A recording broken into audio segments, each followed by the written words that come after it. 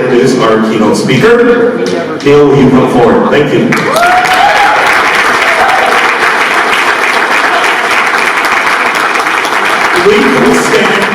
We had one of our military veterans here, just a man who loves God. I know he's got something great to share, but can we really just give him applause for serving?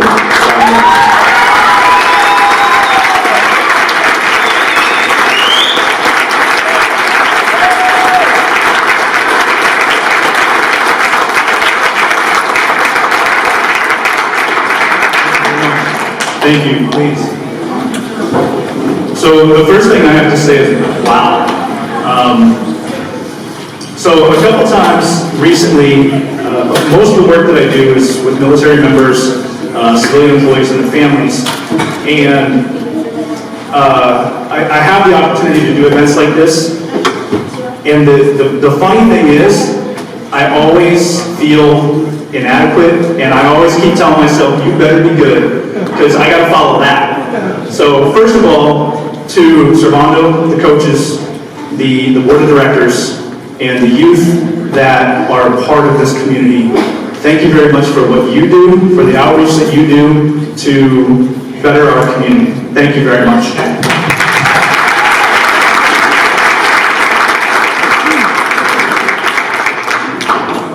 So this evening I want to focus on 4 words: service, opportunity, perspective, and accountability.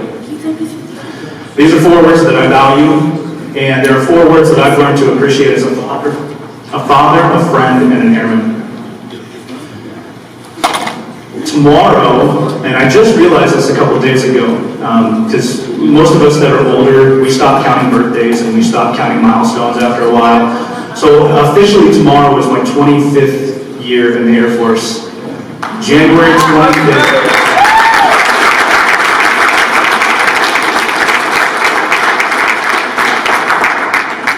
January 25th, 1995, I walked into, I didn't know what I was walking into. I had no idea what I was getting myself into. It was difficult, but it was the best decision I've ever made in my life. It's been a blessing, it's been an honor, and I've learned about service, opportunity, perspective, and accountability. And the best way to share an experience is to actually tell a couple stories. So I want to tell you about 2 stories. One is within the first 4 weeks. I was still in basic training. The other one was within the last 6 months. So the first one, we're basic training, and when you are in a large group of people, as with any organization, the leader, in this case the training instructor, the drill instructor, can only do so much, so they appoint student leaders. And when you go into basic training, everybody that's ever been in the military will tell you, don't volunteer for anything. You keep your mouth shut. So as we're going through the first couple of days, the initial people that they picked to be student leaders were not doing very well. And so our drill instructor was walking around just letting us have it. And the little voice inside my head kept saying, you keep your mouth shut. Don't say a word. Which was immediately followed by a voice that said, sir, I'm your man, I will step up and I will be a student leader. And I kind of looked around for a minute and I was like, did that come from me? But yeah, I did that. So I stepped up and I volunteered to be a student leader only 5 days into basic training. Wow. And it was, again, a very difficult decision, but one that I value very highly. To step outside your comfort zone and to do something that others are unwilling to do. And within that, I had the responsibility of leading my peers in a situation where I was uncomfortable. I didn't even know what I was doing, and I was expected to be a leader. But I put myself in that situation intentionally, so I took advantage of it, and I did the best that I could. And there was one individual who, Airman Sanchez, this guy couldn't get anything right. And again, the drill instructor's not going to go to Airman Sanchez. He's going to come to me. So I walked around continuously wondering when the next time I was going to get in trouble because he couldn't get his stuff straight. And it's funny, you know, we walk around all day long and we don't realize sometimes how difficult it is to do the simplest things like march. You walk around, right? Right foot forward, left arm forward, right? But this guy kept doing it wrong. And I got in trouble because he didn't know how to walk properly. So I was constantly on him, trying to make him understand and help him do little things. Basic training, they're not asking you to do anything spectacular, right? You march, you fold your clothes, and you keep your mouth shut until you're told to talk, right? That's all they ask you to do, and he couldn't do those things. So I got in trouble because he didn't know how to do those things. And we finally made it through to our final inspections. All your wall locker, your bed, the floor, your area. If you don't pass this inspection, you get sent back a week, and you have to do it all over again. And I was afraid for my life. I really was. And sure enough, after the inspection, the drill instructor leaves, and Emerson comes running up to me. And I thought he was gonna hit me, but he came up and he gave me a hug. He gave me a hug in the middle of a room full of military men, 60 or so guys in his dorm room, and he's hugging me. And he just, over and over, just kept saying, "You did this for me. You did this for me." And it took me a minute to figure out what he was talking about. Well, he had not only passed his inspection, but he had 0 marks. Wow. He got everything right.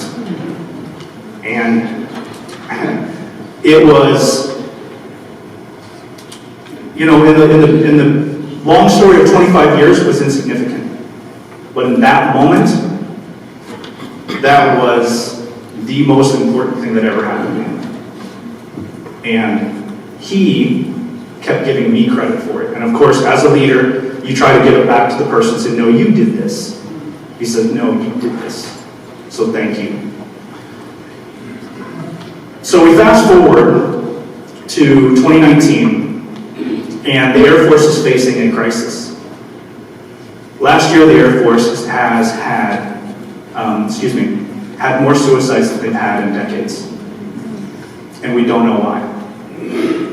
We were researching, we were asking questions, and at this point, I'm a senior enlisted leader. I've been in 24 years, and I'm one of the people that they're looking for to figure it out. What are the answers? Why are people so lost and hopeless? And we don't know. We're still working on that. So the Air Force decided to do what they call tactic pause, and we take a step back, we take a breath, and we start having conversations that we need to have to make sure that we are communicating with our people and we understand what their needs are. So we go to the people and ask them, what are the problems that you're facing? What can we do to help you? And so I hosted, working in the United States Strategic Command, now as the resilience coordinator, working for the command chaplain. It was my responsibility to ask all the questions. So I scheduled, over 2 weeks, I scheduled 40 town hall meetings. And I talked to over 700 people to ask the question of why, what's going on. And we didn't come up with any real answers other than here's some ideas and here's what we're going to try and push forward, we're going to do the best we can. But we had really deep, important conversations. And about 2 weeks after the last town hall, I started having people call me with follow-up questions, concerns, and then more discussion. And so it was common that I would have these conversations. Well, there's this one individual who called and said that she wanted us to schedule some time with me. So I didn't really think much about it. I invited her into the office, and we sat down, we closed the door, and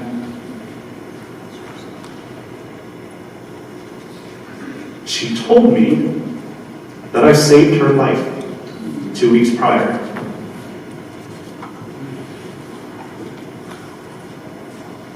And I didn't know what to say. I was completely speechless. And for those of you that know me, that's a rare feat. So I'm sitting with this young lady who's originally from Panama, and in her heavy Panamanian accent, told me her story of struggle and depression and the care she was trying to receive that didn't seem to be doing anything.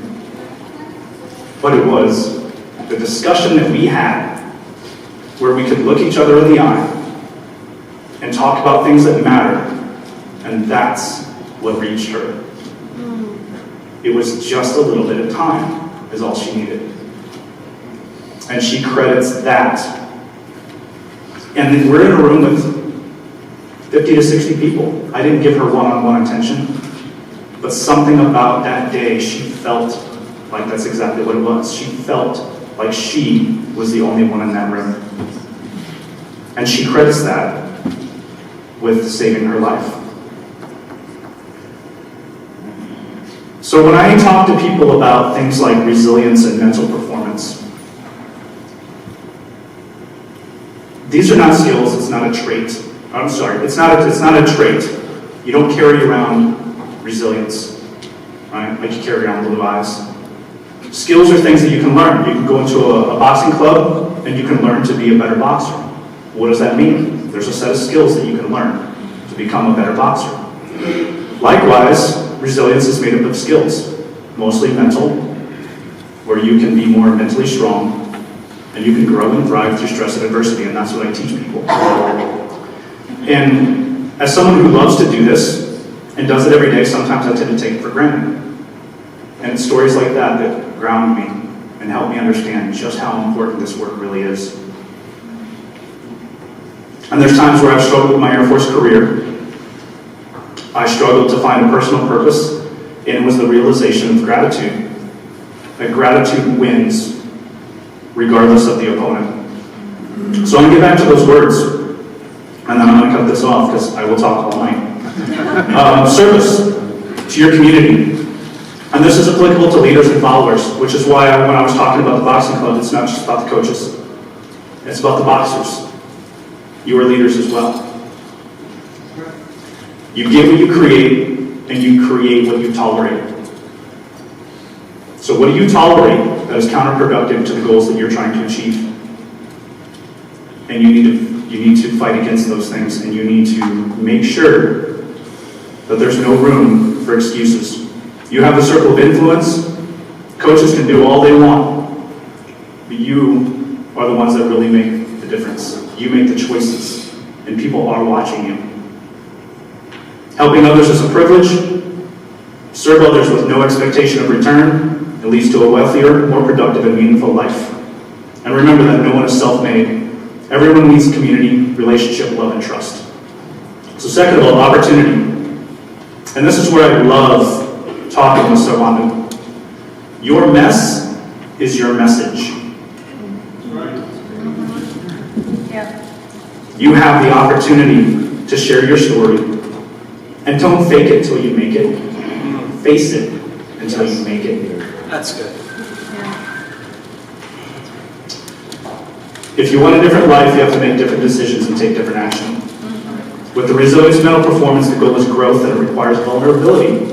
And this is where this conversation gets real interesting, because I'm talking to boxers, and boxers are tough. Vulnerability is not a weakness.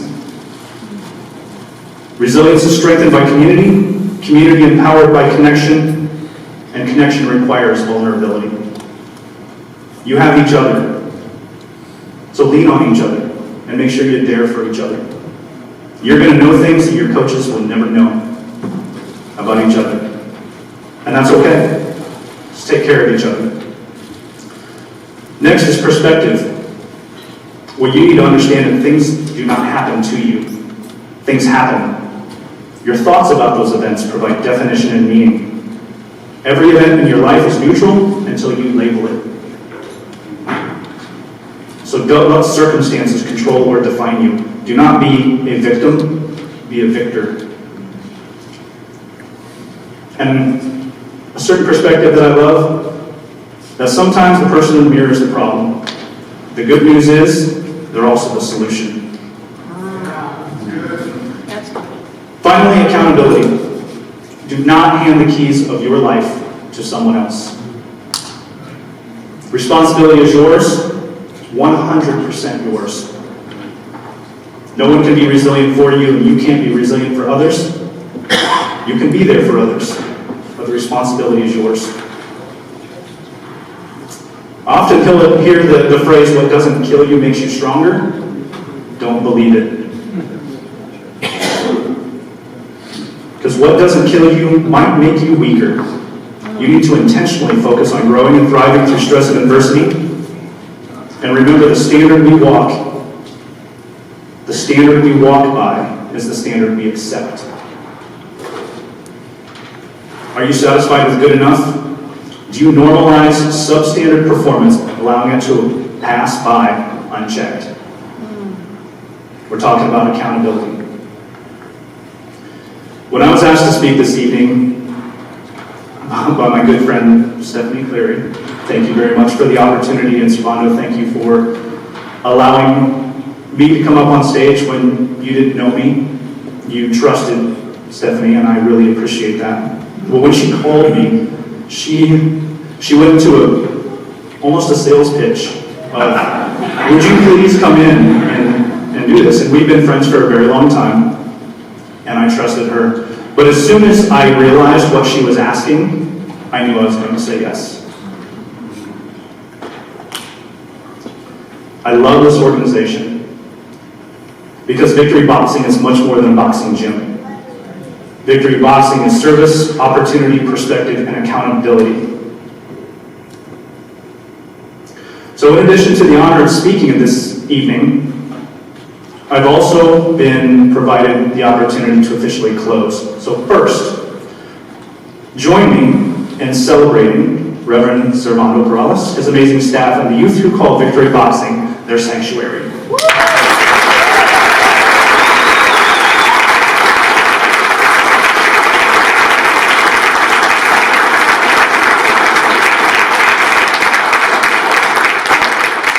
And as we get ready to leave, I thank you for attending this event, and I thank you for supporting these fine people and their mission. And please, help me. Let's not leave this event with one envelope empty. Pick up the envelopes that are on your table. Give everything that you can, because these people epitomize service, opportunity, perspective, and accountability. Thank you very much.